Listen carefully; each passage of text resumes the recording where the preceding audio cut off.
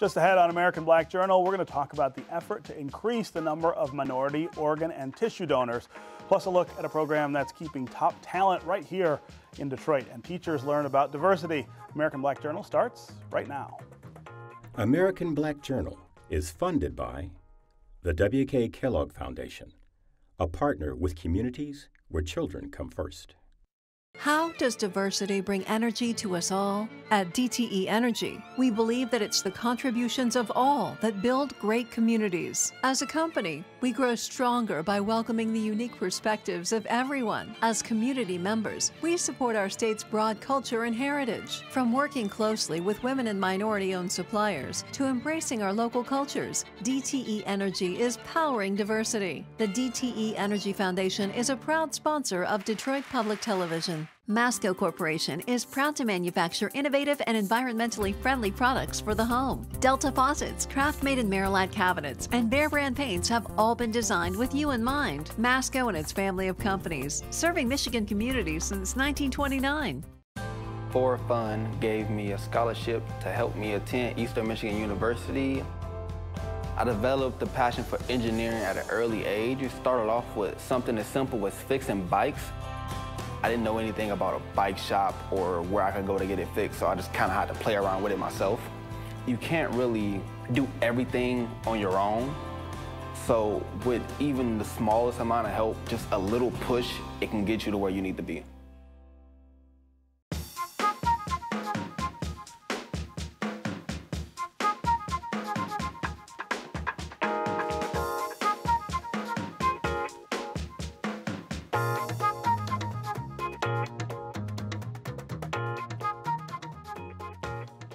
Welcome to American Black Journal. I'm Stephen Henderson. It's Minority Donor Awareness Week, and it might surprise you to learn that 58% of the people currently on organ donation waiting lists are themselves minorities. Here in Detroit, the 20th annual Gift of Life Walk and Run on Belle Isle last weekend brought attention to the need for more African American organ and tissue donors. Joining me now are Ramona Chapman. She is the program director for the Gift of Life Minority Organ Tissue Transplant Education Program, and Dr. Tara Defoe, honorary community engagement chair and the mother of a donor. Welcome, both of you, to American Black Journal. Thank you. Yeah. Thank you. So let's start with the idea of trying to get more African American organ and tissue donors. Talk about why that's important. That's important because, just as you mentioned, over 58% of the waiting list are ethnic minorities. 35% of that is African Americans that are awaiting kidney transplants. And even here in the state of Michigan, 46% of those persons that are waiting are African American awaiting kidney transplants. So it's important that we get more people involved in the message of organ and tissue donor and signing up to become organ donors, and that's what National Minority Donor Awareness Week is all about. Yeah. And as you mentioned, we just celebrated our 20th year with the Gift of Life MOTTEP Life Walk, and MOTTEP is, you know, again, the Minority Organ Tissue Transplant Education Program. Right. So and just for people who may not quite get that, you're more likely to match with someone of your own race, correct? Yeah, especially with kidney transplants, because kidney transplants are matched by antigens. So we get 3 from our mother, 3 from our father. So better match will get someone in your family, but if not, then someone in your ethnic community. And so that's why it's extremely important.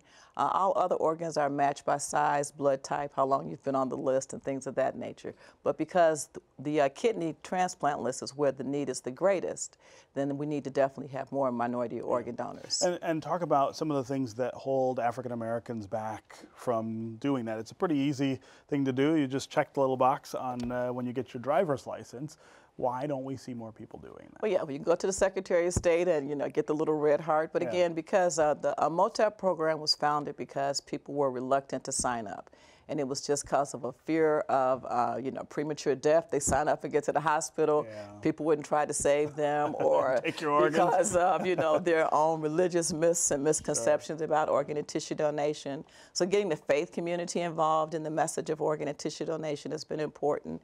And also because of certain things like, the Tuskegee experiment, and that people always looked at that as a historical marker, that natural suspicion. But we found out that the major reason was because people were not going into the community, really talking to our community about the importance of organ and tissue donation, talking to them about the high rates of diabetes and high blood pressure, and as those being the two leading causes that people would need kidney transplants. So as we've taken that message and married it with you know, our donor family members, our recipients, educational programs that are fun and exciting and engaging, then we have definitely seen an increase in organ and tissue donors. Yeah. Dr. Defoe, you are the mother of a donor. Tell me about that. Yes, I met Ramona back when I was working with the Michigan House of Representatives, and one of the programs that we were working with the legislators were doing the community engagement. And so when it came time for my son to get his driver's license, I took him down to Secretary of State, and we you know, talked about, you know, organ donation. And of course he brought up, you know, well, if somebody tried to run me off the road and take my organs, Take my organs. you know, and I'm like, you know, stop, that's not how it works. That doesn't happen, right? It doesn't, that's the movies. Right. And so, but I explained to him how my grandmother has two different color eyes because the corneal, the donation that she has, so she has one blue and one brown. And so he's like, okay, now I get it. And I said, and at the end of the day, you know, wouldn't you want somebody else to live on if you can help? And so he checked the box, and when his license came, it had the heart on it, so he was excited about it. I'm an organ donor as well. My daughter is an organ donor as well. So having that time to educate your family is very important. Yeah, and that move, that gesture by him to be an organ donor turned out to be pretty important. Yes, not realizing 6 years later Right. he would, you know, be called to give his gifts. Right. And so he had emergency heart surgery in 2014, and he didn't recover from the heart surgery, and it was 4 days of just the up and down, waiting to see what happened. And then when it was clear, after we learned that he was bleeding on the brain, it was, what do we do next? And finally a decision that I didn't have to make when they asked, would you like to donate his organs? Well, he'd already made that. And I told him, I said, finally, one decision I don't have to make today. And so he's already registered. So when they came back, because they didn't believe me. Right. So they came back and they said, how did he register at the age of 18? You don't see that, mainly in the African-American community. Right. And so told him the same, you know, threatened story. Right. And so, and at that time, it really became real, because now the things that I worked with Ramona through the house on, it became real of now having to experience and walk through this process myself. Yeah. And they were very thorough. It was a 3-hour screening process. They asked every question under the sun. When they got to the questions about his sexual activities, I said, hey, he has a daughter. Yeah. That's all I know. Right. I don't know any more than that. Don't know any more than that. Right. And so, but it was very interesting for them to just walk you through. Yeah. And I guess rightfully so, because you're taking something from someone else and it's going into someone else. And so they need to know everything about the individual. Yeah. And so it was a bittersweet, but at the same time I was able to see. And it saved people's lives. 6 people were able to now move on with a decent quality of life. And at the same time, this is how we honor my son and continue his memory, is through the Gift of Life Walk Run. It's such a wonderful story. And Thank you. It really does.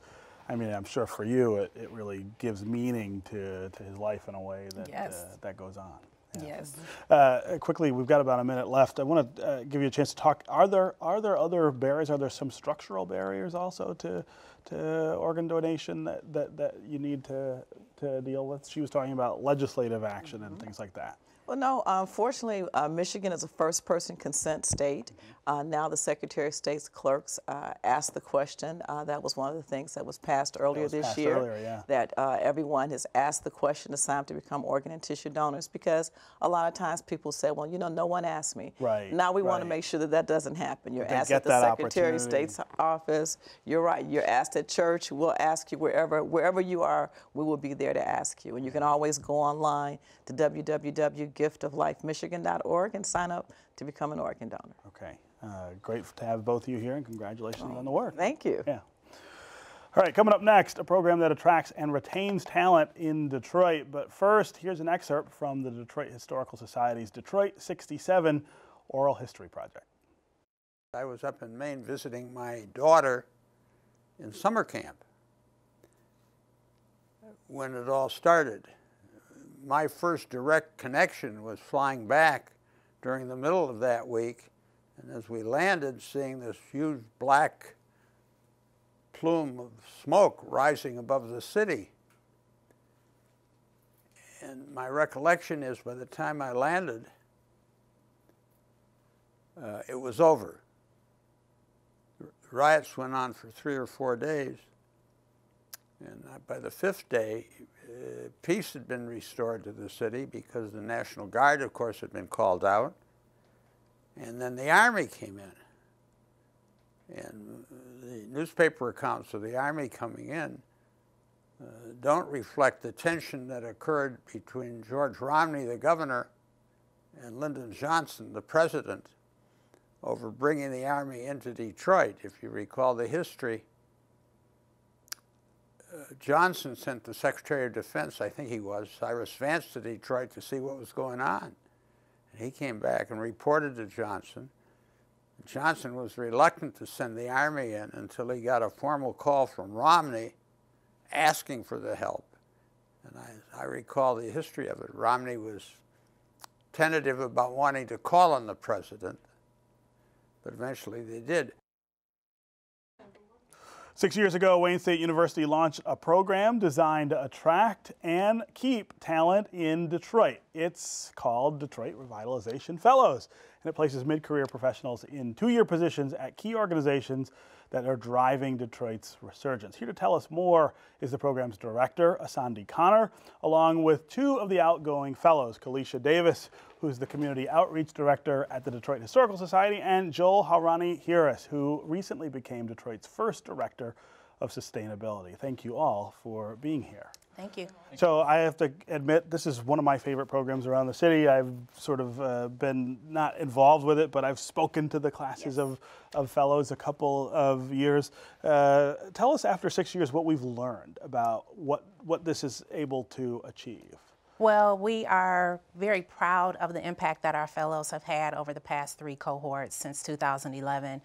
Some of the more high-profile projects that they've worked on include the Detroit Public Lighting Authority, as well as Revolve, a program of the Detroit Economic Growth Corporation, which is now more famously known as Motor City Match, in addition to the Sunday Market at Eastern Market, and the list goes on and on. So we're very proud of the impact that they've had to help revitalize the city and the region, but also increase the capacity of the organizations they work at. One of the cool things about the program is, as I said in the intro, it's designed to keep people here, but it also gets us some folks from other places who might not think about Detroit as a place that they could live. Absolutely. It's a wonderful opportunity to have this really dynamic mix of folks who are native Detroiters, because it is important to uplift and retain the talent that is here, but also to attract talent.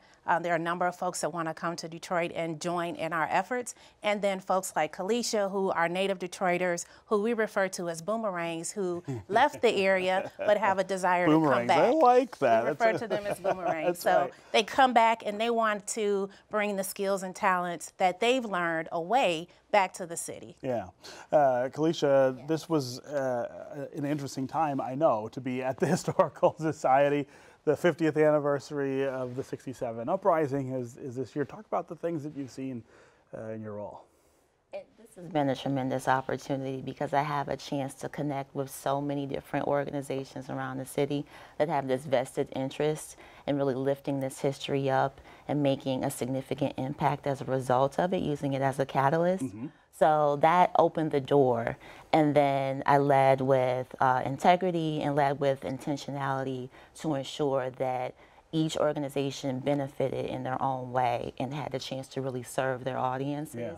And that's made all the difference in developing this network. And talk about, for you, how important it is to be able to do this work at home. I'm somebody who grew up here and left us, gone for 10 or 12 years, and came back. It for me was a chance to see my work, I think, have more impact on things that I care about than I could in other places. Even though I liked living in those other spaces, it meant something different to come home to Detroit. Agreed. So I've had some really tremendous opportunities in other parts of the country, but this is the hard work. This is the place that nurtured me and allowed me to reach my full potential. So to come back and pour my skills and talents into a project as important as this one has been something that's very meaningful to me. And I'm so glad I'm close to my family. I have a chance to be, not just be on the sidelines and watching what's happening, but to be a part of the opportunity to create real change. Director of Sustainability for the City of Detroit. There are lots of interesting new titles in city government these days. That might be the most interesting one I've heard, and I gotta admit, I'm not sure I know what that means. Talk about what your involvement has been. So, so the idea behind the Director of Sustainability and the Office of Sustainability is how do we better align governmental actions to a triple bottom line? So we're looking at environmental, economic, and equity concerns. So I think a lot of typical sustainability initiatives or interventions, often a lot of folks, lower income folks, might not see it as being for them or being part of what they do. So I think I really view equity as a really essential part of what I'm doing. And frankly, my office is quite small, but it's more about creating greater collaboration, whether it be between city departments who are all kind of proceeding apace at their own specific task, but figuring out how do we bring them together to get a better result overall for the residents of Detroit, or frankly, leverage a lot of the work that's going on in the community that's been going on for years. I mean, the city of Detroit's a bit of a latecomer to the sustainability director. There's 140 some sustainability directors in the country, and I'm becoming one of them. And so the benefits is obviously we can learn from other people's mistakes. So that's they already made them all. We'll look at them and say, we're not going to do that. Yeah, exactly. So no, it's a super exciting opportunity and a deep passion of mine. So I'm very excited to embark on it. And talk about the pull of Detroit for you. What was that like? Yeah, so my mom grew up in Detroit, went to Cooley High, and so I spent a lot of time coming to Detroit to visit my grandmother. And so there was always that kind of pull, but I moved here about 15 years ago, actually, to teach high school. And did that for a while and realized that wasn't my calling.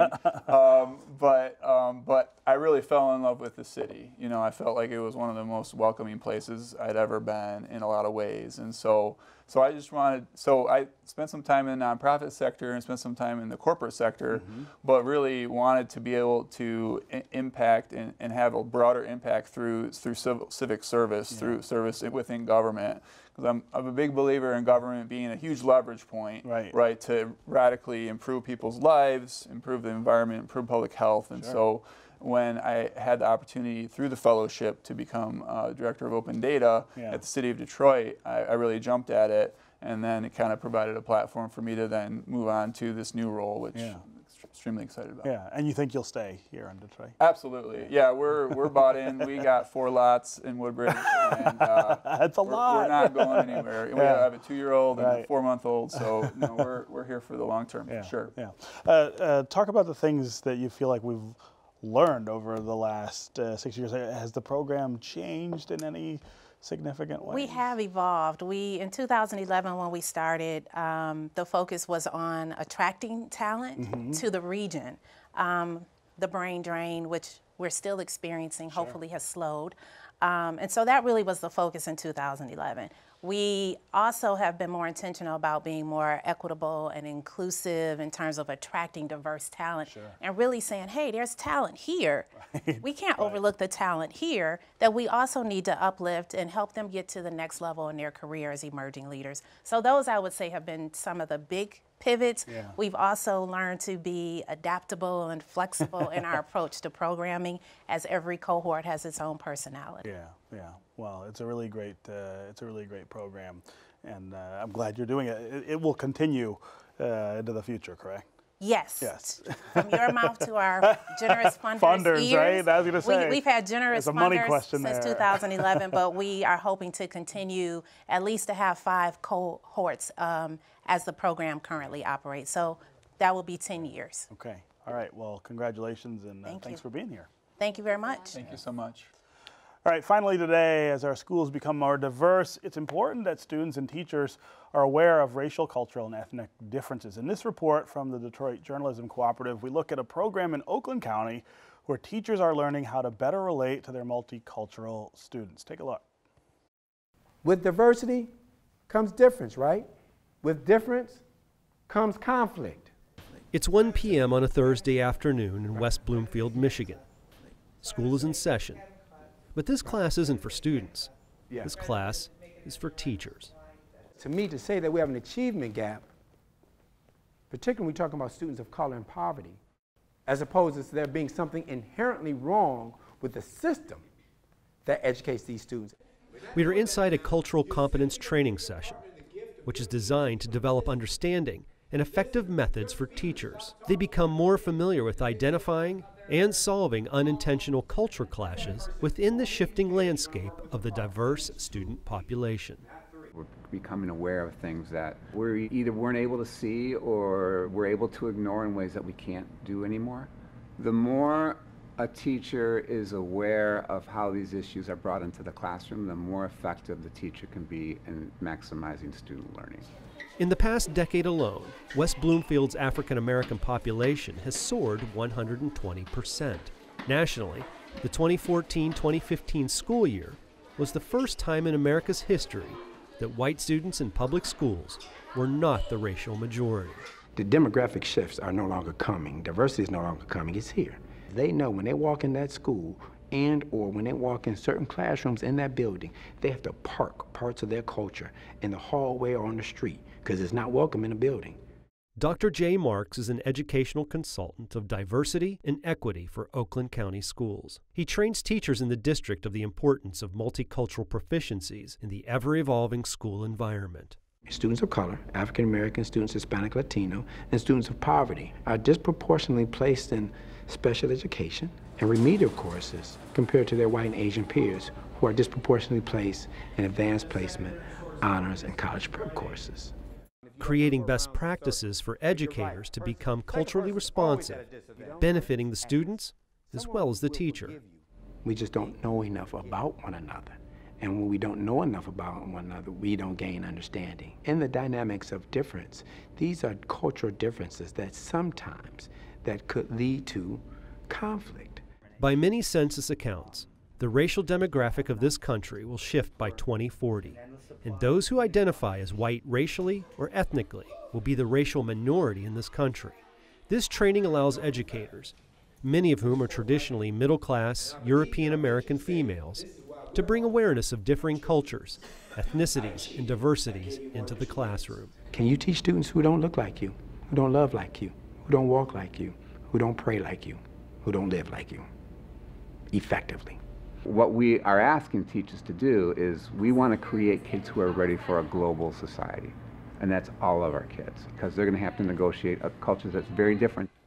By exploring the importance of cultural training, these instructors are introduced to new strengths in addressing issues arising from cultural situations. It's an interesting challenge to be a privileged white middle-aged middle-class plus guy with a diverse group of students. So these workshops help and reinforce how you can apply in the real life situation, in the classroom, in the real world. The training empowers educators with a hypersensitive perspective of teaching methods and philosophies, leading to increasing conflict resolution and identifying misunderstandings. It reminds me that I need to really look at the holistic aspect of encountering the student as an individual, as a person who has a set of different backgrounds. By focusing on the 5 skilled areas, awareness and acceptance of differences, knowledge of the student's culture, self-awareness, dynamics of difference, and adaptation of skills, teachers exploring hidden bias and colorblindness, which can lead to disproportionality in the way they instruct individual students. Culture competence leads to more effective teaching because we begin to embrace culture. We begin to acknowledge it. We begin to accept it. We begin to understand it so that we can embed it in our teaching and practices. All right, that's our program for today. Thanks for joining us. For more information about today's guests, visit AmericanBlackJournal.org. And as always, you can connect with us on Facebook and on Twitter. We'll see you next time. you.